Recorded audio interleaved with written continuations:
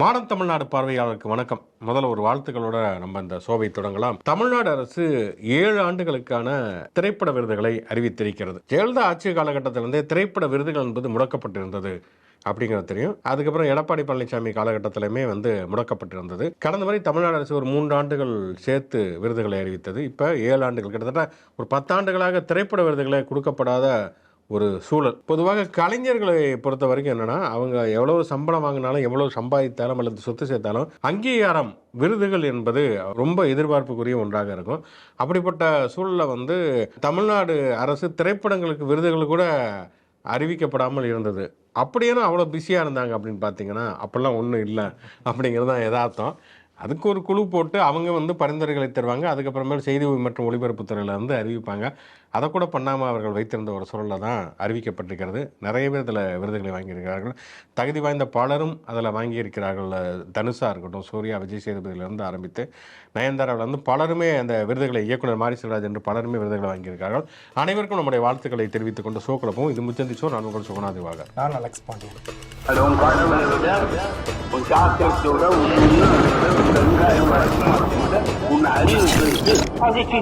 Okay, இன்றைக்கு ஒரு மிக முக்கியமான ஒரு தினம். ஒன்று பார்த்தோம்னா வள்ளலாருடைய நினைவு தினம், இன்னொரு பக்கம் அண்ணல் காந்தியடிகளுடைய நினைவு தினம். 2 பேருமே மதவாதத்திற்கும் சனாதனத்திற்கும் எதிராக இருந்தார்கள் என்பதுதான் நம்ம இன்றைக்கு நினைவு கூற வேண்டிய மிக முக்கியமான ஒன்று.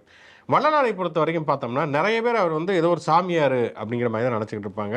இன்னமும் இந்துத்துவவாதிகள் என்னன்னா பாருங்கள், வள்ளலார் பட்டையடிச்ச ஃபோட்டோலாம் எடுத்துகிட்டு தமிழ்நாடு அரசு வெளியிடுது, அவர் மதத்தையே இருட்டடிப்பு பண்ண பார்க்குறாங்க அப்படிலாம் சொல்லுவாங்க. வள்ளலார் தொடக்கத்தில் சைவ மத பற்றாளராக இருந்து பிறகு சைவ மதத்திலிருந்து நான் விலகிவிட்டேன் என்று வெளிப்படையாக அறிவித்தவர். அவர் அருட்பெருஞ்சோதி தனிப்பெருங்கருணை என்று சொல்லி சாதி, மதம், வேதம், இதையெல்லாம் பார்ப்பனர்கள் இதையெல்லாம் முற்றிலுமாக எதிர்த்து 6ஆம் திருமுறை எழுதியவர். தந்தை பெரியார் அந்த 6ஆம் திருமுறையை பதிப்பித்து வெளியிட்டார் என்பது ஒரு வரலாறு. அப்படிப்பட்ட வள்ளலார் முழுக்க சனாதனத்துக்கு எதிராக இருந்தவர். அவருக்கு கடவுள் நம்பிக்கையெல்லாம் இருந்தாலுமே கூட சனாதனத்துக்கு எதிரானவராக இருந்தார், வைதிகத்திற்கு எதிரானவராக இருந்தார் அப்படிங்கிறத மிக மிக முக்கியமான ஒன்று. அதை நினைவு கூறணும். இன்னொரு பக்கம் பார்த்தோம்னா தொடக்க காலகட்டத்தில் சனாதனம் வேண்டும், வர்ணாசிரமம் வேண்டும் என்றெல்லாம் பேசி கொண்டிருந்த காந்தி கொஞ்சம் கொஞ்சமாக அதெல்லாம் வேண்டாம், மத நல்லிணக்கம் என்பது மிக மிக முக்கியம், இந்தியா என்பது இந்துக்கள், முஸ்லீம்கள், கிறிஸ்தவர்கள் எல்லாரும் ஒன்று சேர்ந்து வாழக்கூடிய ஒரு தேசமாக இருக்க வேண்டும் என்று சொன்ன பொழுது அவர் அந்த மதவாத சக்திகளுடைய துப்பாக்கி குண்டுக்கு இரையாகி போனார். அப்படிங்கிறது தான் ஜனவரி 30 நமக்கு உணர்த்தக்கூடிய மிகப்பெரிய கருப்பு உண்மை. இந்தியாவுடைய சுதந்திரத்திற்காக போராடிய காந்தி சுதந்திர போராட்டத்தில் உயிர் துறக்கவில்லை. சுதந்திரம்லாம் அடைந்ததற்கு பிறகு மதவாதிகளால் தான் நம்முடைய உயிர் துறக்கப்பட்டது அப்படிங்கிறத பார்க்கிறோம். 1948 ஜனவரி 30 அவர் சுட்டுக் கொல்லப்பட்டார். இப்போ இந்த ஆண்டு மகாத்மா காந்தியுடைய பெயர் தேசிய ஊரக வேலைவாய்ப்பு திட்டத்தில் நீக்கப்பட்டிருக்கிறது. அப்படிங்கிற 2வது முறையாக காந்தி படுகொலை செய்யப்பட்டிருக்கிறார் அப்படிங்கிறத பார்க்கிறோம். ஆக மொத்தம் காந்தியடிகளாக இருந்தாலும் சரி அல்லது அருட்பெருஞ்சோதி வள்ளலாராக இருந்தாலும் சரி, இவர்களிடமிருந்து நாம் கற்றுக்கொள்ள வேண்டிய, நாம் எடுத்துக்கொள்ள வேண்டிய பாடம் என்பது வைதிக எதிர்ப்பு, சனாதன எதிர்ப்பு, மதவாத எதிர்ப்பு. அந்த வகையில் 2 பேருமே நாம் போற்றுவோம். ஓகே, இந்த பேய்க்கும் சண்டை அப்படிங்கிறது ஒரு அதிகாரப்பூர்வமான பேச்சண்டையாகவே மாறி இருக்குது. நேற்று ஒரு வழியாக எடப்பாடி பழனிசாமி வாயை திறந்து விட்டார். வாயை திறந்து அந்த கரூர் சம்பவம் அது ரொம்ப மோசமானதுங்க, இதெல்லாம் ரொம்ப தப்புங்க. அவர் பாதிக்கப்பட்ட மக்களை போய் நேரில் சந்திக்கணுமா வேணாமா? அவர் பாட்டுக்கு அவரை பார்க்குறதா அவ்வளோ பேர் வந்திருக்காங்க, அவர் பாட்டுக்கு போய் வீட்டிலே உட்காந்துருக்கலாமாங்க அப்படின்னு எப்போ கேட்குறாரு? அதாவது விஜய் வீட்டில் போய் உட்காந்து 72 நாட்களுக்கு பிறகு புதுச்சேரியில் கூட்டம் நடத்தி, அதுக்கப்புறம் 57 நாட்களுக்கு பிறகு செயல் வீரர்கள் கூட்டம் நடத்துறதுக்கு பிறகு கிட்டத்தட்ட ஒரு 3 மாதங்கள் 4 மாதங்கள், செப்டம்பர் மாதம் அந்த சம்பவம் நடந்ததுன்னு நினைக்கிறேன். அக்டோபர், நவம்பர், டிசம்பர், ஜனவரி, முடிய போகுது பிப்ரவரி. 4 மாதங்கள் கழித்து தான் விஜய் தப்பு பண்ணிட்டாரு அப்படிங்கிற விஷயம் எடப்பாடி பழனிசாமிக்கு தெரிகிறது அப்படின்னு சொன்னால் உண்மையிலே ரொம்ப வேதனையாக இருக்குது. அவர் தான் இவ்வளவு தவறுகள் பண்ணியவர், மக்களை சந்திக்காமல் இருக்கக்கூடியவர். அவரை நியாயப்படுத்தியது யார்? எடப்பாடி பழனிசாமி. அது மட்டும் இல்லை, அந்த பாருங்க கொடியாற்றாங்க, வந்துட்டாங்கன்னு சொன்னவருமே இதே எடப்பாடி பழனிசாமி தான். அப்படிப்பட்ட சூழலில் பார்த்தோம்னு சொன்னால் இந்த செல்லூர்ராஜ் சொல்லியிருக்கார், நாங்கள் அவரை விமர்சிக்கலாங்க, அவர் தான் எங்களை விமர்சிக்க வைக்கிறார் அப்படின்னு சொல்லிட்டு. அவர் இப்போ இல்லை, மறைமுகமாகவே ரொம்ப காலமாகவே தாவேக்க அதிமுக கழுவி ஊற்றிக்கிட்டு தான் இருக்கிறது. அவர் மதுரை மாநாட்டிலே விஜய் என்ன சொன்னார்னா, சிங்கம் உயிருள்ள மிருகங்களை தான் வேட்டையாடும், செத்த எலியெல்லாம் வேட்டையாடாது அப்படின்னு சொன்னார். அப்பையும் உரைக்கலாம். ஏன்னா அந்த மானமும் அறிவும் மனிதருக்கு அழகு அப்படின்னு பெரியார் சொல்லுவார். அது 2 பேரும் நமக்கு தேவையில்லை நினைக்கக்கூடிய ஒரு கட்சியாக அதிமுக மாறிவிட்டது. அதனால எவ்வளவு கழிவு ஊற்றினாலும் அதை பற்றி கவலை இல்லை. துரோகத்துக்கு நோபல் பரிசு கொடுக்கணும்னு சொன்னால் இவருக்கு தான் கொடுக்கணும், தினகரன் சொன்னாலும் சரி, அல்லது அவர் ஒரு தற்கூரி டயர் நக்கின்னு அன்புமணி சொன்னாலும் சரி, அண்ணாமலை வந்து அவர் தற்கொலைன்னு சொன்னாலும் சரி, எல்லாவற்றையும் ஏற்றுக்கொண்டு கூட்டணியில் இருக்கிற மாதிரி தான் விஜய் வந்து தன்னோட கூட்டணிக்கு வராத வரைக்கும் எவ்வளவு தூரம் கழிவு ஊற்றினாலும் விஜயோ அல்லது அவங்க கட்சிக்காரங்களோ அது பிரச்சனை கிடையாது. இப்போ முற்றிலும் வந்து துண்டிக்கப்பட்டு விட்டது அப்படிங்கிற நினைப்பவர்கள் பொழுது தான் எடப்பாடி பழனிசாமி வேற வழியே இல்லாமல் வாயை திறந்து விஜயை விமர்சிக்க ஆரம்பித்திருக்கார் அப்படிங்கிறத நம்ம பார்க்குறோம். சாதாரணமாக வந்து மாற்றி மாற்றி பேசுகிறாரு அப்படிங்கிறதையும் தாண்டி அந்த சம்பவம் நடந்து விஜய் வந்து ஸ்பாட்டில் இருந்து ஓடி போயிட்டார். எதிர்கட்சி தலைவர், ஆளுங்கட்சியை சேர்ந்தவங்க, முதலமைச்சர், துணை முதலமைச்சர்ன்ட்டு எல்லாருமே கரூரில் போய் பாதிக்கப்பட்டவங்களை சந்தித்து ஆறுதல் சொன்னாங்க. எடப்பாடி பழனிசாமியும் அடுத்த நாளே போனார். அங்கே ஆரம்பித்த அந்த பிணவரையோட வாசலில் நின்றுக்கிட்டு விஜய்க்கு வந்து முழு சப்போர்ட் பண்ணி தமிழ்நாடு அரசை வந்து எதிர்த்து பேட்டி கொடுத்தாரு. அதுக்கப்புறம் அடுத்தடுத்த கட்டங்கள்லையும் தொடர்ந்துச்சு. அது விஜய் வந்து ஒரு மனித புனிதர், அவருக்கு குழந்தைங்க, அது அவருக்கு அதுக்கு போய் என்னங்க தெரியும் அப்படிங்கிற டோன்லேயே முட்டு கொடுத்தாரு. அவர் பேசாத போது அவரோட சேர்ந்து எல்லா அதிமுகவினருமே வந்து விஜய்க்கு சப்போர்ட் பண்ணாங்க, பாஜக சப்போர்ட் பண்ணுச்சு. ஆனால் இப்போ வந்து சொன்ன மாதிரி 3-4 மாதங்கள் கிடைத்து அப்படியே இந்த எண்டில் இருந்து அந்த எண்டுக்கு போயிட்டு முழுக்க அந்த விஜய் இதாங்க காரணம் அப்படின்ட்டு பேசுகிறாரு. இன்னொன்றும் அப்படி பேசுகிற அளவுக்கு தொடர்ந்து அதிமுகவை சேர்ந்தவங்க வந்து விஜயை வந்து திட்டிக்கிட்டு இருக்காங்க, டிவிகே சேர்ந்தவங்களும் திட்டிகிட்டு இருக்காங்க. அந்த அளவுக்கும் அவர் ஒன்றும் கோபப்படுத்துகிற மாதிரி எதுவுமே பேசல. ஒரே ஒரு வார்த்தை தான் சொன்னார். அந்த வார்த்தையுமே வந்து அதிமுக சொன்னாரு. அந்த வார்த்தையும் அவங்களா வந்து அது நாம தான் அப்படின்ட்டு, ஊழல் சக்தி நாம தான்ட்டு டிக்ளேர் பண்ணி எடுத்துக்கிட்டாங்க. சம்மந்தம் இல்லாமல் திடீர்னு நேற்று வந்து ப்ரெஸ் மீட் வைக்கிறாங்கிற பேரில் வந்து மாற்றி பேசிக்கிட்டே இருக்காரு. கழுவி ஊத்துறாரு விஜயை. இன்னொன்று அதுக்கு நாள் வந்து சிஎம் சொல்லியிருந்தாரு, சூரியன் தெரியல, மறைஞ்சிருச்சு மோடி வந்தனால அப்படின்னு இவர் பேசினதுக்கு அவர் கவுண்டர் கொடுத்துருந்தாரு. காலையே பார்த்துக்கிட்டு இருந்தா எப்படி சூரியன் தெரியும் அப்படின்னாரு. அதுக்கு நான் ஒரு கவுண்டரை எழுதி எடுத்துட்டு வந்திருக்கேன் பாருங்க அப்படின்ட்டு, காலை பார்த்தா தாங்க வழி தெரியும், காலை பார்த்தா தாங்க செல்ல வேண்டிய பாதையில போக முடியுங்கிறாரு. அவங்க காலை பார்த்தா அடுத்தவங்க காலை பார்த்தா இவர் வந்து சசிகலா, மோடி, அமித்ஷான்னு அவங்க காலை பார்த்துட்டு இருக்காரு.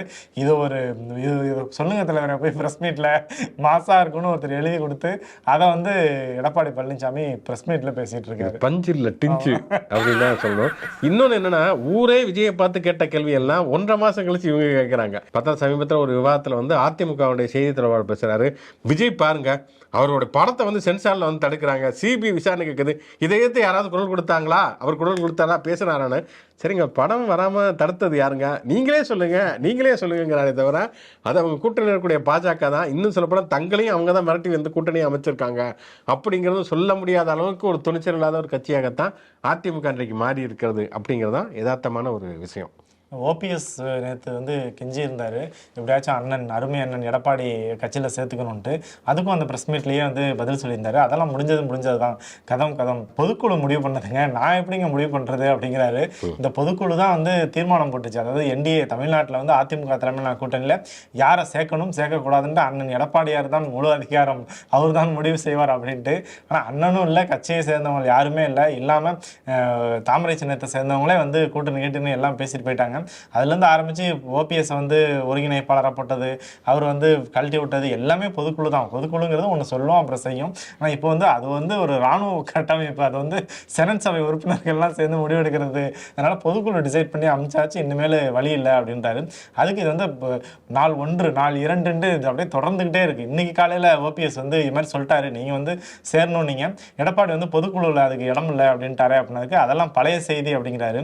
அப்போ என்னன்னா, இவர் பேட்டி சம்மந்தம் இல்லாமல் திடீர்னு ஒரு நாள் வந்து உட்காந்து விஜயை திட்டுறது, ஓபிஎஸ் பற்றி ஒரு பொதுக்குழுங்கிறாரு, அதெல்லாம் பழைய செய்தின்னு ஓபிஎஸ் வந்து தைரியத்தோட சொல்றது எல்லாமே இவர் முன்ன இருந்ததே இப்பயும் ஃபாலோ பண்றாரு. யாரோ எங்கேருந்தோ எழுதி கொடுக்குறாங்க, இதை போய் பேசுங்கிறாங்க, அதுக்கு முன்பின் கதைகள் எதுவுமே தெரியாமல் வந்து ஒப்பிச்சுட்டு போகிற வேலையை பொதுக்கூட்டமாக இருந்தாலும் சரி, கூட்டணி சம்பந்தமாக இருந்தாலும் சரி, பேட்டிகளாக இருந்தாலும் சரி எடப்பாடி பண்ணிக்கிட்டு இருக்காரு. அதாவது அதே விஜய் டைலாக் தான், நான் ஒரு தடவை முடிவு பண்ணிட்டேன் என் பேச்சை நானே கேட்க மாட்டேன்னு விஜய் சொன்னா, நான் ஒரு தடவை முடிவு பண்ணிட்டேன் என் பேச்சை யாருமே கேட்க மாட்டாங்க அப்படிங்கிறத யதார்த்தம். நீங்கள் சொன்ன மாதிரி பொதுக்குழுவில் வந்து எந்த கட்சியை கூட்டணியில் சேர்ப்பது என்பது எடப்பாடி பழனிசாமி தான் முடிவு பண்ணுவார்னு அவங்க சொன்னாங்க. பியூஷ் கோயல் வந்து பண்ணார். அதுக்கு முன்னால் வந்து 2026 மட்டும் இல்லாமல் 2031 பாஜகவோட கூட்டணியில் சொன்னாங்க. அதுக்கப்புறமும் வந்து நீ என்ன அதை முடிவு பண்ணுறது, நாங்கள் தான் அதை முடிவு பண்ணுறது அப்படிங்கிற மாதிரி முடிவு பண்ணாங்க. ஆக மொத்தம் முடிவே எடுக்கப்படாமல் முடிந்து போகக்கூடிய ஒரு கட்சியாக அதிமுக மாறிடுச்சு அப்படிங்கிறது தான் இன்றைக்கி இருக்கக்கூடிய ஒரு நிதர்சனம்.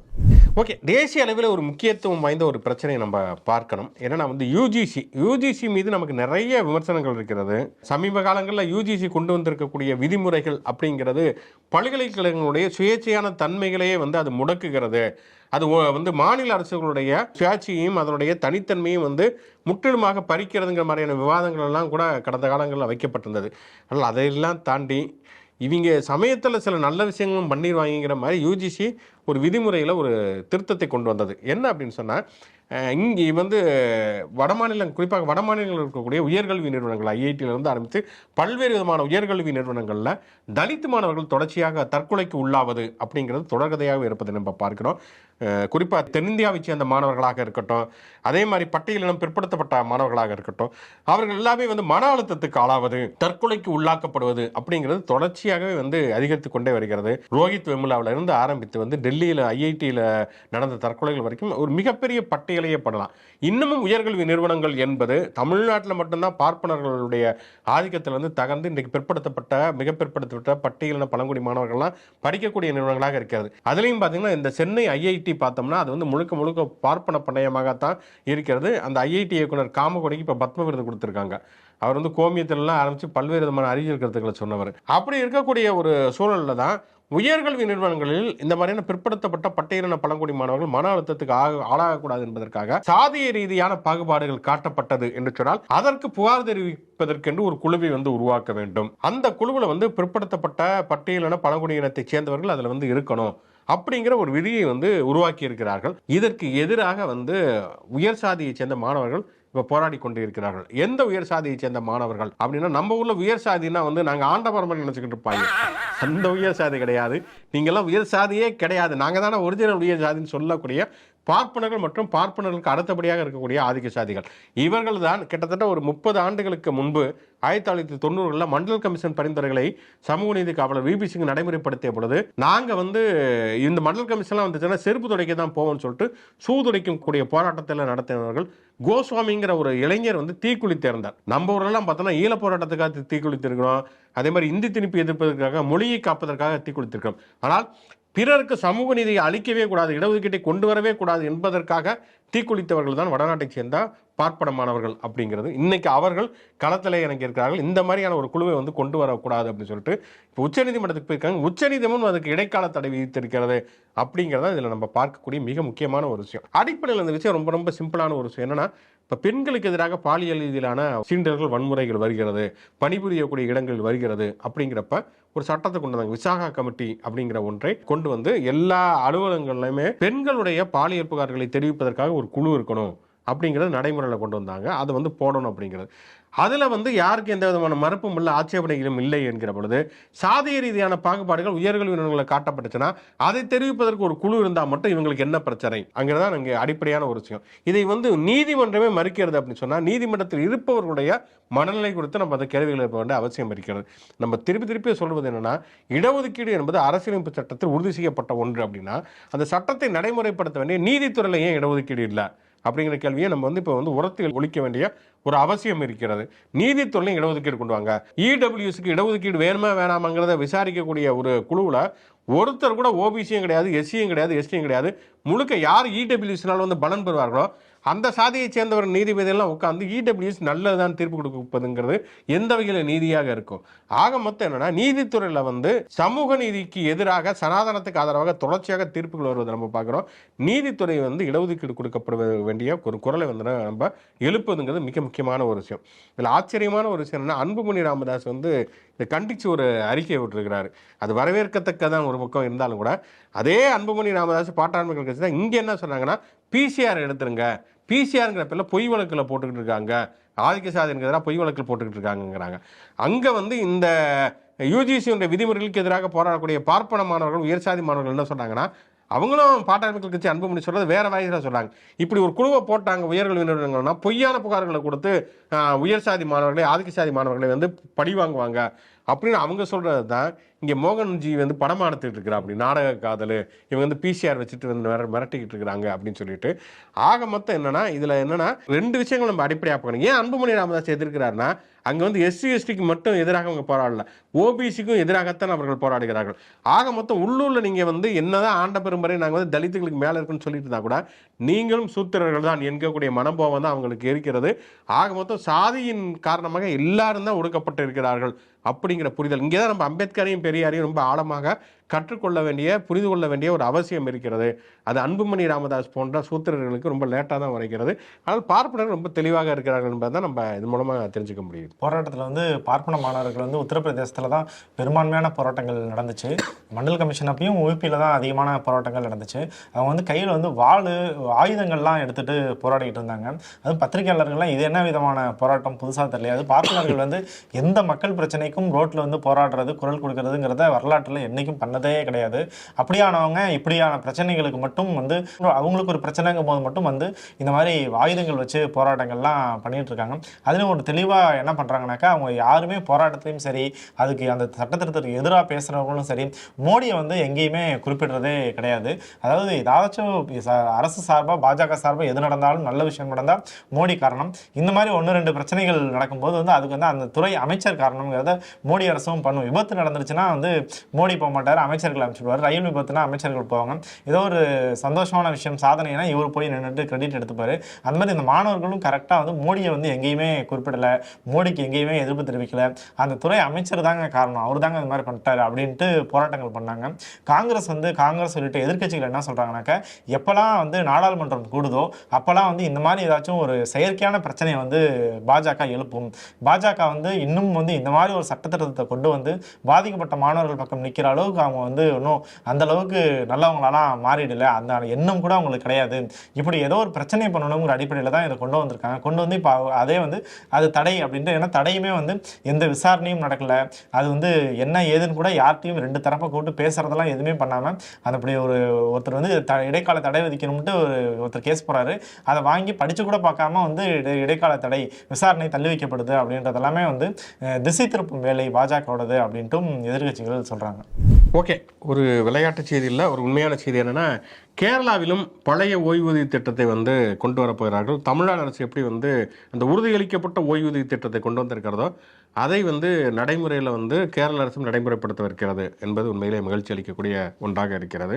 விளையாட்டு செய்தி ஒன்று சொல்லணும்னா, ஓபிஎஸ் அந்த செய்தியுடைய தொடர்ச்சியாக தான் ஒன்று சொல்லணும். எடப்பாடி பழனிசாமி நேற்று என்ன சொல்லியிருக்காருன்னா, ஓபிஎஸ் எல்லாம் சேர்க்க மாட்டாங்க, பொதுக்குழு முடிவு அது முடிஞ்சது போயிடுச்சு, கதம் சொல்லிட்டாரு. இப்போ ஓபிஎஸ் போய் கேட்குறாங்க, என்னங்க இப்படி சொல்லிட்டாரு எடப்பாடி பழனிசாமினா, அதெல்லாம் ரொம்ப பழைய செய்திங்க அப்படிங்கிறாரு. நீங்கள் கேட்குறது நாங்கள் ரொம்ப பழைய செய்தின்னு. அப்போ இதில் மூலம் என்ன தெரியுதுன்னா, பிஜேபி ஏதோ ஒரு சிக்னல் கொடுத்துட்டு இருக்காங்க, ஓபிஎஸ் ஏதோ நம்பிக்கை என்ன கொடுத்துட்டு இருக்காங்க, இந்த சப்ஜெக்ட்டுக்கு இன்னும் உயிர் இருக்குது அப்படிங்கிற மாதிரி தான் ஓபிஎஸ் எல்லாமே நீடித்து கொண்டிருக்கிறது. பார்ப்போம் சப்ஜெக்ட்டுக்கு உயிர் வருதா இல்லையா என்பதை நம்ம கொஞ்சம் பொறுத்திருந்து பார்ப்போம். தொடர்ந்து இது போன்ற பல்வேறு விதமான செய்திகளை விரிவாக விவாதிப்பதற்கும் உரையாடுவதற்கும் மாடர்ன் தமிழ்நாடு யூடியூப் சேனலோடு தொடர்புகள். முச்சன் ஷோ லைக் பண்ணுங்க, கமெண்ட் பண்ணுங்க. மாடர்ன் தமிழ்நாடு சேனலுக்கு சப்ஸ்கிரைப் பண்ணுங்க. யூடியூப் மாதிரியே மற்ற சமூக இணையதளங்களையும் நமக்கான பேஜஸ் இருக்கு, அங்கேயும் லைக் பண்ணி ஷேர் பண்ணி உங்களோட ஆதரவை தொடர்ந்து கொடுங்க. மீண்டும் நிகழ்ச்சி சந்திப்போம். நன்றி.